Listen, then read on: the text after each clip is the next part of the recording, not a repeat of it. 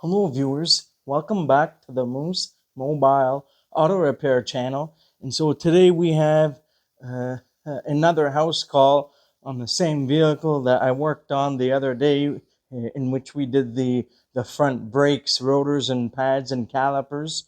And as I was doing the brakes, I was just doing a brief inspection on the vehicle, and I noticed that the left front stabilizer link was loose. It was there was some play in it, and so it's making a knocking noise every time you go over bumps, especially when you leave the driveway. You can hear it pretty much all the time. And so today we are going to be replacing the front stabilizer links on this. So I'm not sure if I mentioned on the vehicle that we are working on. This is a 2016 Nissan Versa Note with the 1.6 liter engine. And so this is the vehicle that I worked on the other day. And now I'm back again because the customer wants to fix some more things now. And so this vehicle that I'm dealing with, this is the wife's car. And so initially, he didn't say anything about it, but I found that the left front stabilizer link was worn out. And so it's making a knocking noise every now and then. So when I notified the customer, they said, oh yeah, it's making a knocking noise all the time. And so they approved for me to do the work. So we are replacing it today. I'm going to be using the Moog aftermarket parts. These stabilizer links are very solid. So I use them on pretty much all of my own vehicles and on customer vehicles. It's a very beefy stabilizer link. So this typically somewhat improves handling on the vehicle. The stabilizer link is very thick and they are greasable. So we are going to grease it afterwards. So anyhow, I'm going to get started on the job now. So the part number for the Moog the problem solver part, K750098. If you want to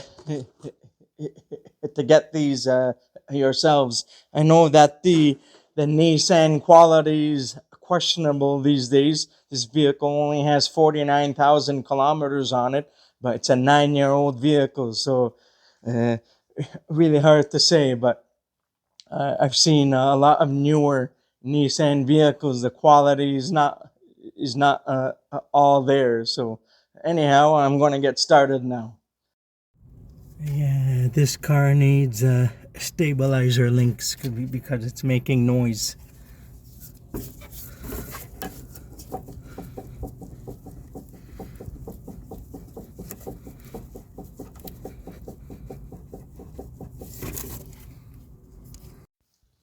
So on this vehicle, it's a relatively pretty easy job because they have the wrench flats here. So it's a very good design because I just need to use a wrench. I don't need to use a vice grip. So this is a 17 millimeter wrench.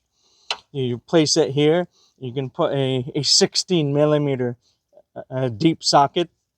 The nuts are 16 millimeters. The wrench flats to hold it down is a 17 millimeter on the original stabilizer links. So now if you want, you can spray a little bit of the penetrating oil just to make things a little bit easier. And you can let that sit for some time if you want. I'm just using some cheapo penetrating oil because I'm not at the house in which I normally perform work at, so I'm just I'm actually doing a house call at the moment, so I don't have like a lot of tools with me at the moment, just probably the bare minimum to do this job. So we are going to take a 16 mil, put it over the sock, over the nut, and hold the wrench down. That came out extremely easy, and I'm just going to go to the clockwise position to install the nut.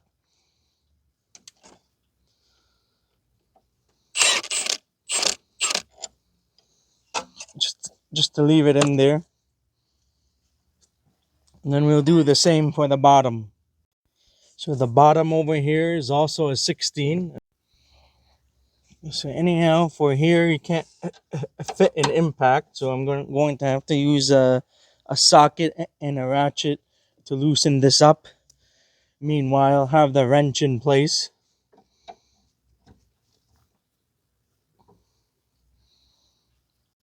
So now I have a 3/8 16 millimeter socket, shallow socket, and a ratchet.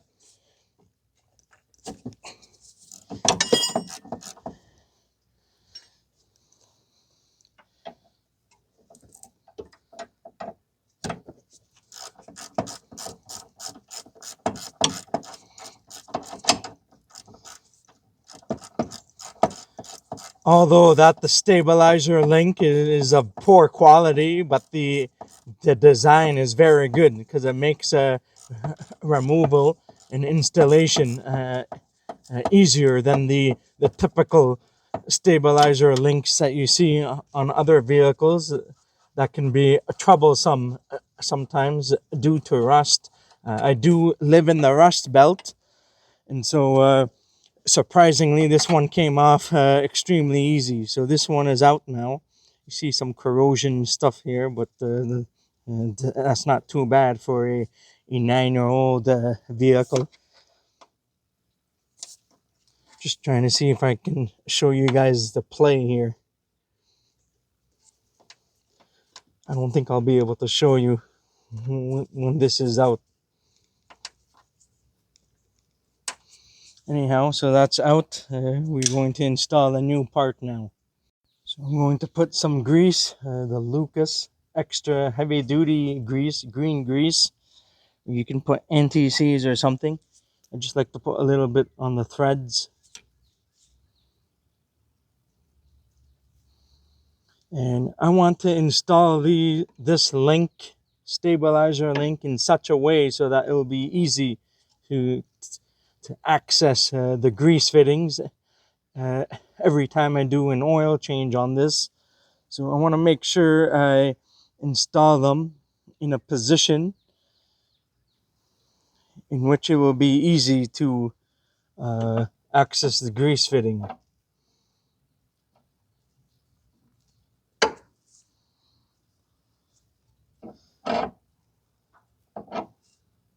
Oh, that's gonna work like this. Okay, so we're gonna do that.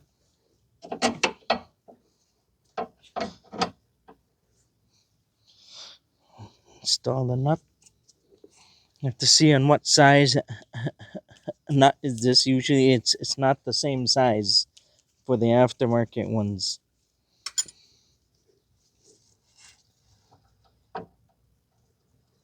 Just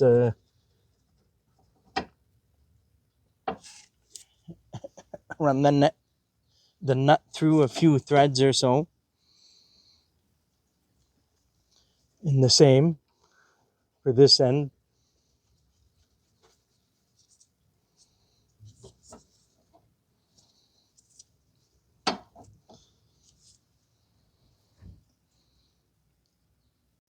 So on the Moog parts, the wrench flats are an 18 usually, and this one is the nut is a 15. So we are going to tighten up the top one.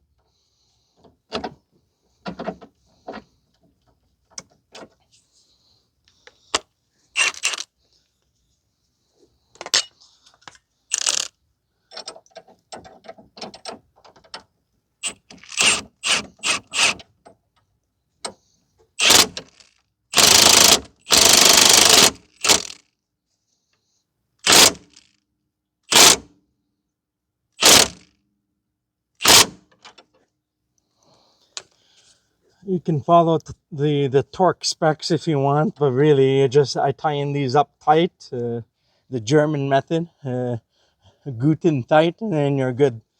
You just need to put it on tight, and you should be fine. Just be careful to not over tighten them.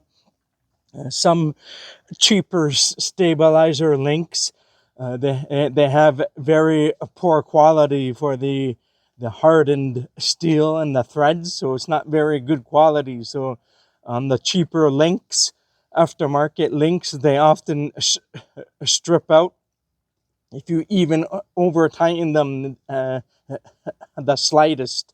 So you need to be careful when you tighten up the nuts. So for the bottom is also a 15.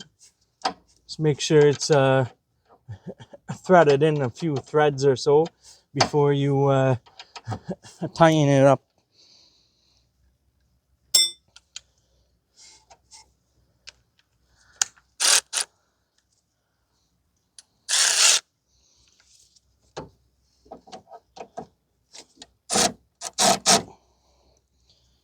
The wrench is an 18 on this.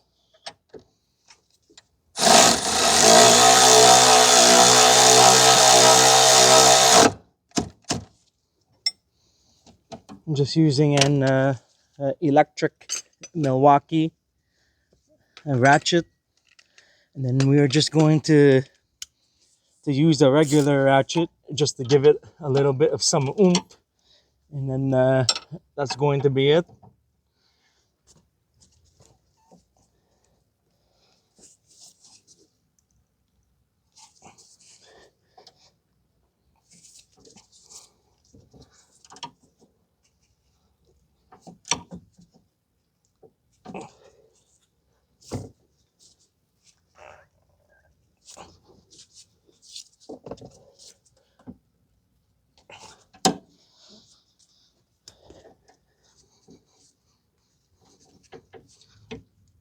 It should be good. Just trying to get the wrench out now.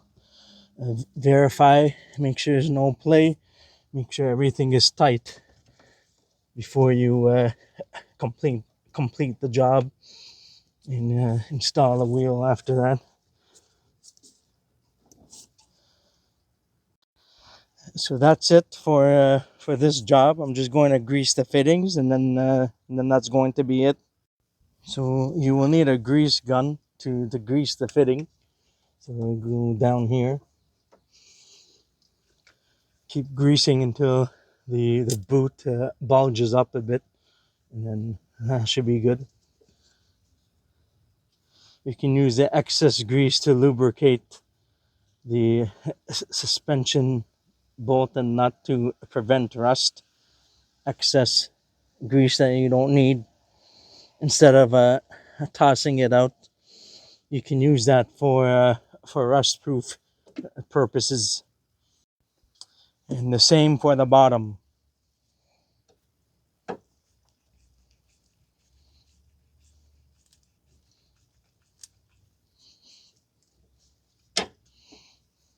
And that should be it. Just clean up the excess grease, and then you should be all good to go after that.